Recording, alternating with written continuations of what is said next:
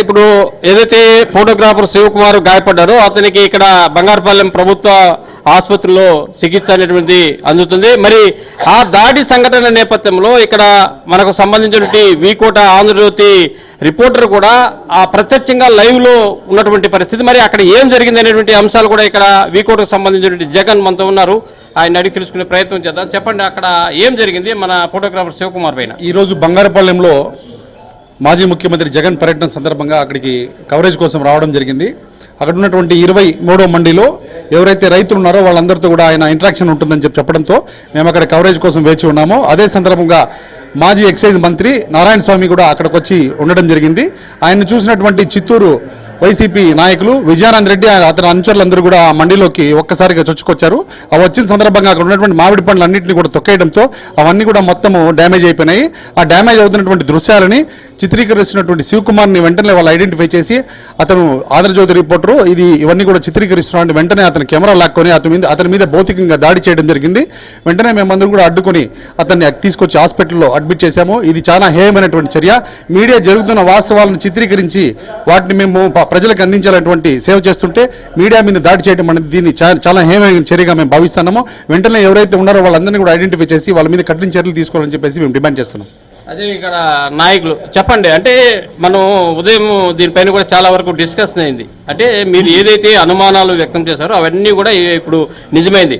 11 గంటలకు ఆయన హెలిప్యాడ్లకు దిగి దాదాపు 2 కిలోమీటర్ల డిస్టెన్స్ని దాదాపు 3 గంటల సేపు ప్రయాణం చేసి మార్కెట్ యార్డ్లోకి రావడం అంటే దీన్ని ఏ విధంగా చూస్తారు? రోడ్లపైన ఎక్కడ పడితే అక్కడ ట్రాక్టర్ల కొద్ది కాయలు కూడా రోడ్లపైన కుమ్మరించి ఆయన అడుగడుగున అడ్డుకుంటూ, అంటే ఒక రోడ్ షోలు నిర్వహించరాదు, కేవలం 500 మందికి మాత్రమే పరిమితి ముందు అనేటువంటి ఒక పోలీసు ప్రకటన నేపథ్యంలో అక్కడ చూస్తే ఇక్కడ హెలిప్యాడ్ వద్ద తొక్కిసలాట తోపులాట అక్కడ కూడా మహిళలు గాయపడి బయటకు తీసినటువంటి పరిస్థితి. ఇక్కడ చూసుకున్నట్లయితే ఇక్కడ కూడా చాలా మంది గాయపడినటువంటి పరిస్థితి. అంటే ఎక్కడ పోయినా ఇలా విధ్వంసం జరుగుతుంటే మరోవైపు ఏదైతే వీటన్నిటిని కూడా ఎక్స్పోజ్ చేస్తున్నటువంటి ఆంధ్రజ్యోతి పైన ఇవాళ దాడి చేయడము అనేటువంటి అంశాన్ని మీరు ఏ విధంగా చూస్తారు?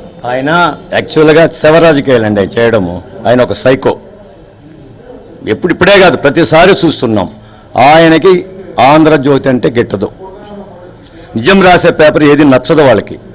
అబద్ధాలు రాయాలి, అబద్ధం చూపించాలి, వాళ్ళ ఉద్దేశం అదే.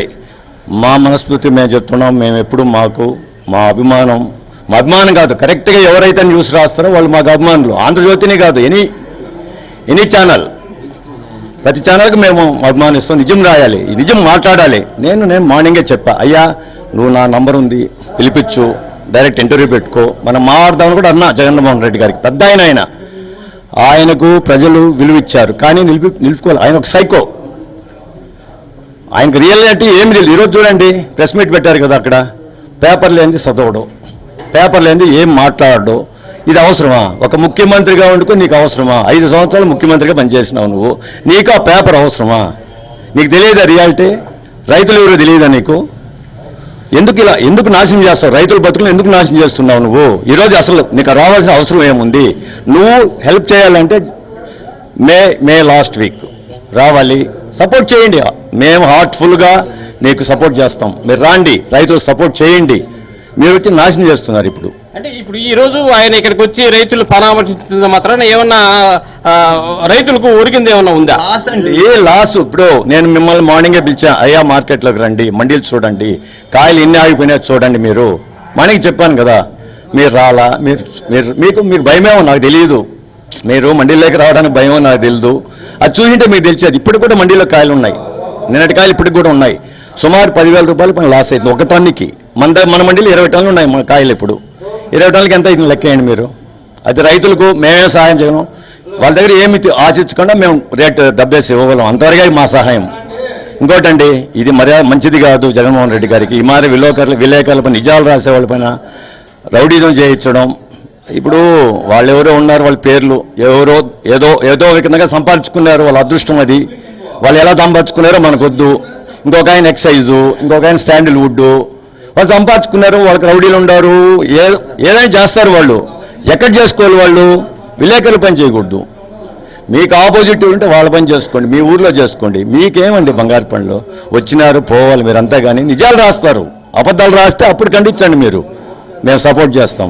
ఇలా ఇది మంచిది కాదు. జగన్మోహన్ రెడ్డి గారు మీరు ఒక మంచి నాయకుడు అని మేము అనుకున్నాం, కానీ ఇంత పనికిమాలినోడని ఇప్పుడు అనుకుంటా ఉన్నాం మేము. You are a psycho.